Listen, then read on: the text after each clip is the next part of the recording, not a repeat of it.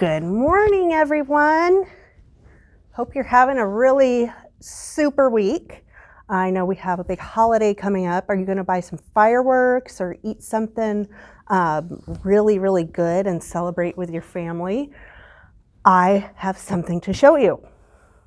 Look at this. Do your little grass pots look like this? Are they so overgrown? You know, it took a while. We had to be really patient to wait for these to grow.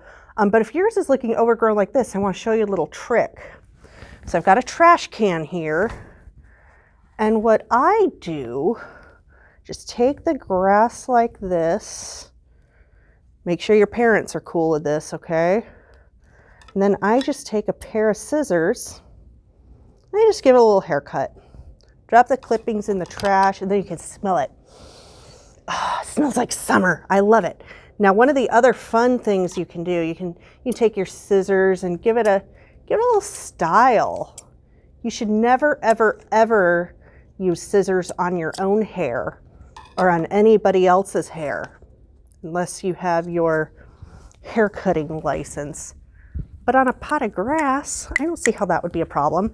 Now, what I like to do when I get my cute little pot of grass like this, I like to draw a little face on it. So I'm gonna draw two eyes here, some eyebrows, little nose, and give it like a cute little smile. And look at that, look at my happy little friend. And I'll just keep giving it haircuts. And it's just cute, and it just adds like a little burst of life to the library. And that's super fun. So that's how we learned about patience, was waiting for our plants to grow. Today, we're going to talk about kindness.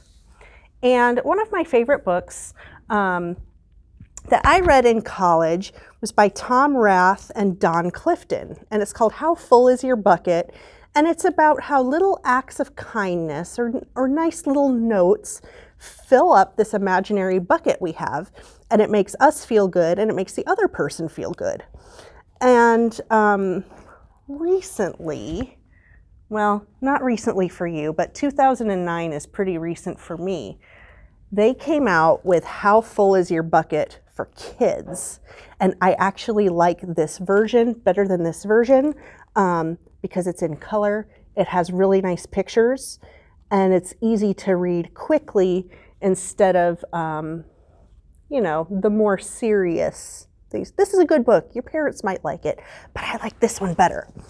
So let's read about buckets and kindness.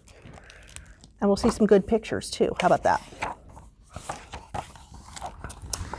Felix was putting one of the last blocks on his tower when his little sister came in. "I want to build with you," she said. Felix scowled. "Go away, you're too little." Those of you with younger siblings will be able to relate to this very much. "I'm big. Stay back. You'll knock it over." "I can be very careful." "Go play with your baby toys, Anna." See how mad she is? She draws a picture of her brother. Angry face. Thwack! Uh-oh. "Grandpa!" Grandpa shook his head. "Felix, you just dipped from your sister's bucket. Like everyone else, Anna has an invisible bucket. When it's empty, she feels bad, but when it's full, she feels great. Didn't you ever notice your own bucket?" Invisible bucket? Sometimes Felix couldn't quite tell when his grandfather was joking. But the next morning when Felix woke up, there it was, a small gray bucket floating above his head. See that? Oh man. Do you have a bucket on your head? Is it floating there? Here, I'm going to touch my bucket. Maybe you can touch your bucket too. There it is. We're all going to pretend we have buckets over our heads now. When Felix came down to have breakfast, his mom was in a hurry. "I've got a meeting this morning and it's almost time to go. Anna, sit still." Uh-oh. Look what Felix is doing. trying to get his own cereal. Does that sound like a disaster waiting to happen? Felix slipped, and Choco Wheats scattered across the floor. "Felix!" yelled his mom. "You should have used the stool to reach that." Felix could feel his bucket tip and big invisible drips spill out. Drip, drip. "Ha ha," Anna laughed as she crunched the cereal with her shoe. Drip. "Get the broom and clean that up before you miss the bus," scolded Mom. Look at that. With the school bus honking, Felix quickly swept up the Choco Wheats and grabbed the last blueberry muffin. But before he could even take one bite, Buster jumped up and grabbed the muffin from his hand. Drip. There's Buster. Buster's the dog. "Hey, look at Felix's new backpack. My baby brother has one just like it." Drip. "Psst, Felix. Psst, psst, psst." Drip.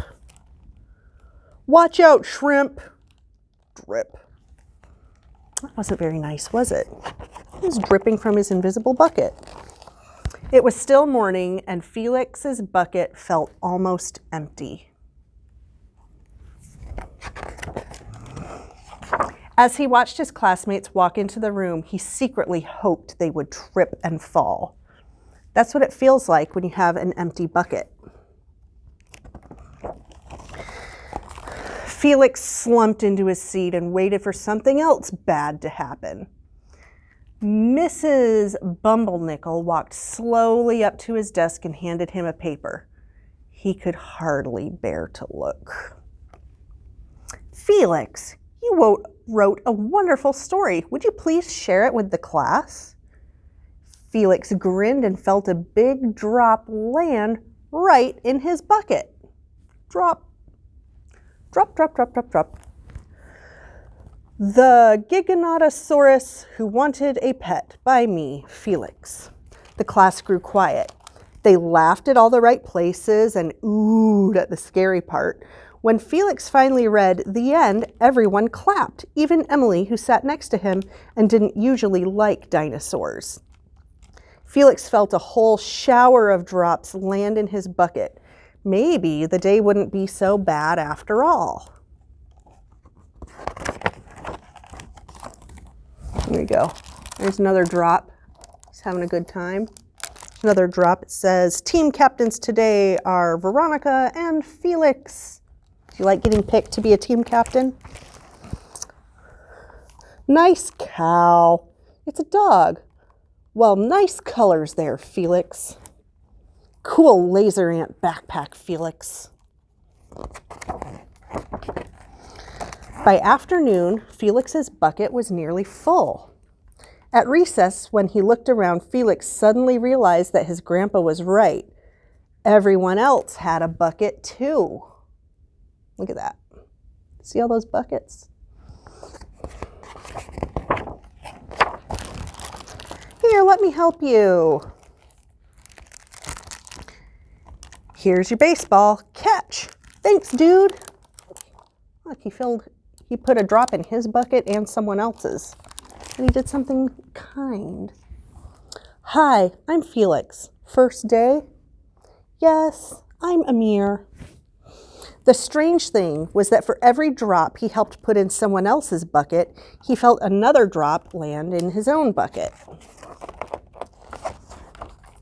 When Felix burst in the door after school, he shouted, "You were right, Grandpa. I do have a bucket, and I understand how it works." And then he saw Anna's torn doll. Uh-oh. "Bad dog," he almost scolded. But then he thought, dogs might have invisible buckets too.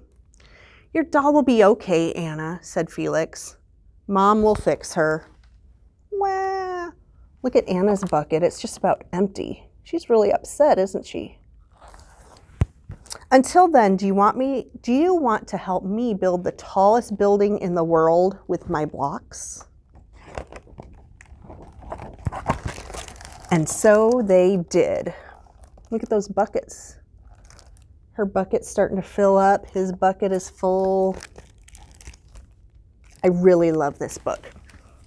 I love it so much that on the website, your parents will be able to download and print some bucket drops.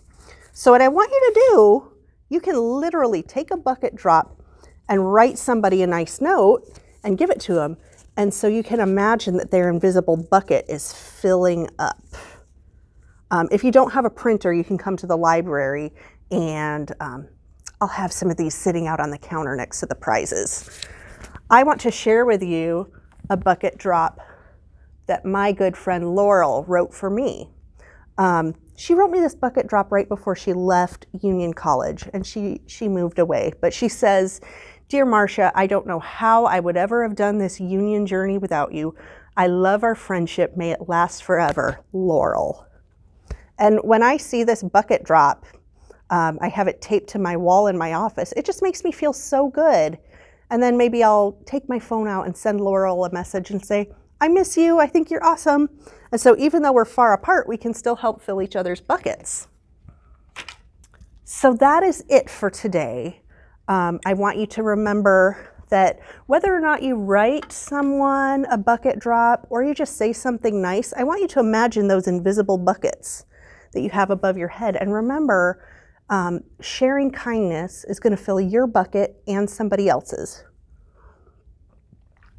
And also, this book is available for checkout, and so is the adult version of it. And your parents might want to check that out too.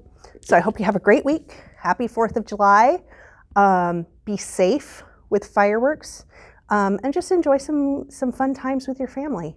I will see you next time you're here. I can't wait. We're going to have so much fun. Bye.